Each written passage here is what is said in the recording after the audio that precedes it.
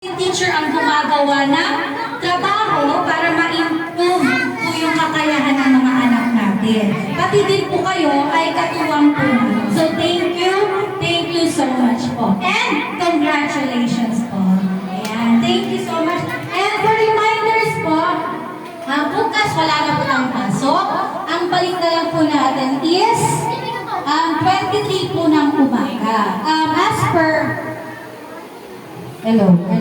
per the LSB po, ang ating usapan sa GC is 8 o'clock to 9, diba? Kasi by 9 a.m., mag-a-assist kami ng moving up ceremony. So, kailangan 1 hour lang po yung bigayan namin sa allowance. Kaya, hiningin ko na po yung requirements nyo lahat para bigay na lang ako ng bigay sa inyo. Pwedeng pumasok sa loob ng ADR.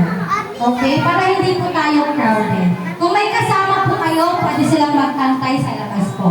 Pero hindi po pwede sa loob. Para hindi po mainit sa bata, kagaya today, even though 1 hour lang yung program, pawis na sila. Diba? So, sobrang liit ng classroom, madami din electric fans, pero sobrang init na ngayon sa panahon ngayon. So, para hindi po mainitan tayo that time, saka medyo mahaba yung program, isang tao lang po, isang guardian or parent lang pwede pumasok kasama sa paghatid ng bata sa loob ng EVR. Okay po? Okay, questions po? Alright, so kung wala na po, that's all. Thank you so much po sa pagpunta. Congratulations po dyan.